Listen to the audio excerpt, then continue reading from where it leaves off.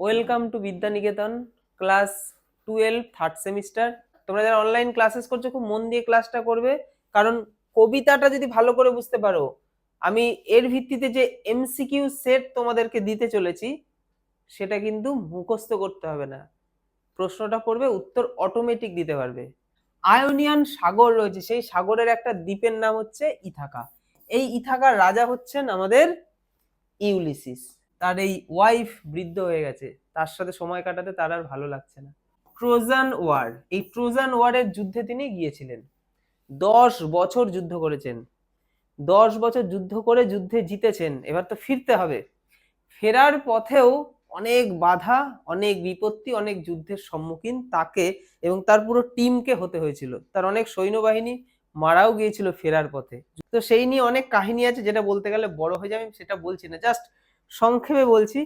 তো এই যুদ্ধ করতে করতে তিনি ফিরেছেন, ফিরতেও আরো 10 বছর লেগে গেছে। মানে তিনি যুদ্ধ করেছেন 10 বছর এবং যুদ্ধ করে ফিরেছেন, ফিরতেও তার লেগে গেছে আরো 10টা বছর, কারণ ফেরার পথেও বিভিন্ন বাধার মুখোমুখি হওয়াতে যুদ্ধ করতে করতে ফিরতে হয়েছে। তাহলে টোটাল তার 20টা বছর সময় লেগে গেল তার নিজের দেশে, নিজের বউ, নিজের সন্তানের কাছে ফেরার জন্য। এবার বউ আর সন্তান কি একই এজে থাকবে? তারা তো বড় হবে, বিশেষ করে বউয়ের এজ তো অনেক বেশি হবে। তার আর ভালো লাগছে না, যে আর রাজত্ব করতে তার ভালো লাগছে না, কারণ দেশে ফিরে এসে সে বছর 2-3 কাটিয়ে ফেলেছে। তার বোরিং লাগছে, যে সে যে 10 বছর যুদ্ধে গেছিল, একজন যোদ্ধা, তার তো যুদ্ধ করতেই ভালো লাগবে, অ্যাডভেঞ্চার তার পছন্দ, তিনি এই অ্যাডভেঞ্চার যুদ্ধের মধ্যে ছিলেন। এবার এতদিন পর তিনি যখন ফিরে এসেছেন, তার কিন্তু আর ভালো লাগছে না এই অলসভাবে জীবনযাপন, রাজত্ব করতে। ভিক্টোরিয়ান যুগের একজন কবি ছিলেন, ভিক্টোরিয়ান যুগ, ওই যে রানী ভিক্টোরিয়া যখন ছিল আর কি। আর কি, আচ্ছা, আমাদের আজকের এই কবিতাটা হচ্ছে ড্রামাটিক মনোলগ। ড্রামাটিক মনোলগটা কি? আমি বলছি, আমি আমার আবেগের কথা বলছি, সামনের জন শুনবে, সে কিছু বলবে না। হ্যাঁ, ড্রামাটিক মনোলগে লেখা।